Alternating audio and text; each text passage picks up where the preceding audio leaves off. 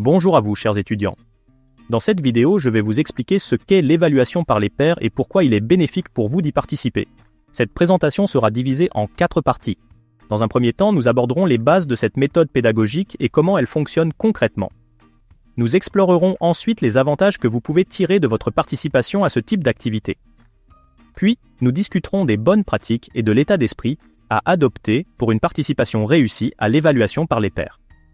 Enfin, nous répondrons aux questions que vous pourriez avoir sur ce sujet.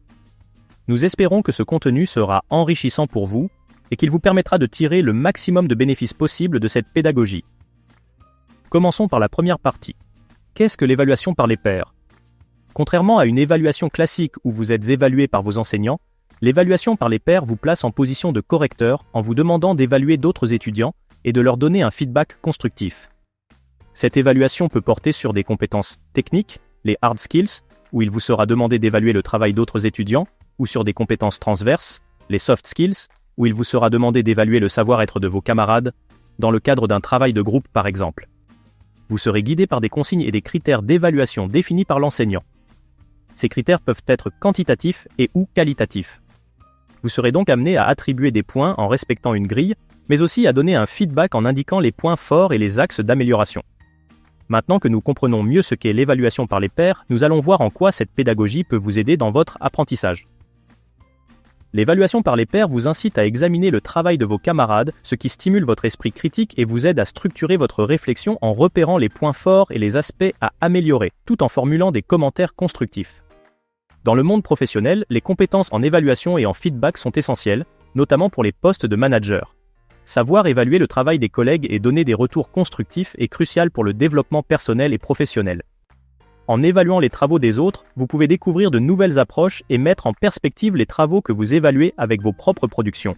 La réception de différents feedbacks augmente vos chances de bien comprendre les concepts abordés. Cette pédagogie vous permet également de développer votre confiance en vous, vos compétences interpersonnelles comme l'empathie et la communication, mais aussi votre sens des responsabilités. Nous voilà maintenant dans la troisième partie pour comprendre comment participer efficacement. Le but d'une évaluation et d'un feedback est de permettre à celui qui le reçoit de progresser. Votre évaluation doit donc être la plus juste possible. Pour cela, lisez attentivement les critères définis par l'enseignant pour les compléter correctement. La bienveillance implique de fournir des retours de manière positive et encourageante, même lorsqu'il s'agit de critiques. Elle aide à maintenir une atmosphère constructive et motivante. Voyons maintenant comment donner un feedback pertinent. Savoir donner un feedback est une compétence précieuse qui peut aider vos camarades à améliorer leur travail tout en renforçant vos propres capacités d'analyse et de communication. Voici comment procéder. Soyez précis. Identifiez clairement ce qui fonctionne bien et ce qui peut être amélioré. Soyez constructif. Formulez vos commentaires de manière à encourager plutôt qu'à démoraliser. N'hésitez pas non plus à proposer des solutions. Utilisez un langage respectueux. Soulignez les points forts avant de mentionner les aspects à améliorer.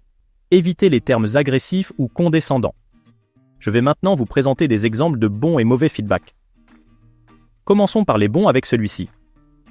La thèse de ton introduction est très claire et bien définie. Cependant, le deuxième paragraphe pourrait être amélioré en ajoutant plus de détails et des exemples pour illustrer tes points. Ce feedback est précis, propose des solutions et reste constructif en soulignant ce qui fonctionne bien avant de suggérer des améliorations. Voyons-en un second. Ton utilisation des sources est excellente et bien intégrée dans le texte. Cependant, certaines sections manquent de clarté. Par exemple, dans la conclusion, tu pourrais résumer les points clés pour renforcer ton argument final. Le feedback est équilibré, basé sur des faits concrets et propose une piste d'amélioration. Voyons maintenant quelques exemples de feedback non pertinent. Le sujet est mal traité et n'est pas qualitatif. De plus, il ne répond pas à la consigne. Ce feedback est non constructif et ne permet pas à celui qui le reçoit d'identifier ses points forts et ses axes d'amélioration. En voici un second. Bon travail, certaines parties peuvent être améliorées. Ce feedback est vague et ne fournit aucune information utile ou spécifique pour aider à améliorer le travail. Voyons maintenant quelle posture avoir pour recevoir un feedback. Adoptez une attitude ouverte. Lorsque vous recevez un feedback de la part d'un camarade, lisez-le attentivement jusqu'au bout. Cela montre que vous respectez son point de vue et êtes prêt à considérer ses suggestions. Évitez les réactions défensives. Même si certains commentaires peuvent être difficiles à recevoir, essayez de voir le feedback comme une opportunité d'amélioration et non comme une attaque personnelle. Prenez le temps de réfléchir aux feedbacks reçus. Considérez les points soulevés et comment ils peuvent aider à améliorer votre travail. Recevoir et intégrer des feedbacks vous aide à perfectionner vos compétences et à produire un travail de meilleure qualité. Soyez professionnel. Dans une carrière, la capacité à agir sur les feedbacks démontre votre engagement à l'amélioration continue et votre flexibilité, qualité très valorisée par les employeurs. Montrer que vous pouvez accepter des critiques de manière constructive améliore votre capacité à travailler en équipe. Nous voilà dans la dernière partie où nous allons répondre à des questions que vous pourriez être susceptibles d'avoir. Quels sont les avantages de recevoir des retours de mes pairs par rapport à ceux de mon enseignant? Les pairs offrent une variété de perspectives qui peuvent être formulées de façon différente, offrant des opportunités d'amélioration continue. Suis-je légitime pour évaluer mes camarades? Oui, vous êtes légitime car l'évaluation par les pairs repose sur la diversité des perspectives. Chaque étudiant apporte une vision unique qui peut être précieuse. Que dois-je faire si je ne suis pas d'accord avec l'évaluation d'un de mes pairs sur mon travail? Commencez par analyser les commentaires de manière objective. Si vous êtes toujours en désaccord, discutez-en avec l'enseignant pour obtenir une clarification et avoir son point de vue. Comment puis-je m'assurer que mes propres travaux sont évalués de manière juste et impartiale par mes pairs? Vos travaux seront évalués selon une grille critériée laissant peu de place à la subjectivité. De plus, votre enseignant a accès à tous les feedbacks et évaluations échangés et peut les modifier s'il le juge nécessaire. Comment gérer le stress ou l'anxiété liés à l'évaluation par les pairs? Adoptez une attitude ouverte et positive. Voyez les retours comme des opportunités d'apprentissage. Concentrez-vous sur les aspects constructifs des commentaires et utilisez-les pour améliorer votre travail. Si un feedback est difficile, prenez du recul et demandez des clarifications si nécessaire. Nous arrivons à la fin de cette préparation à l'évaluation par les pairs.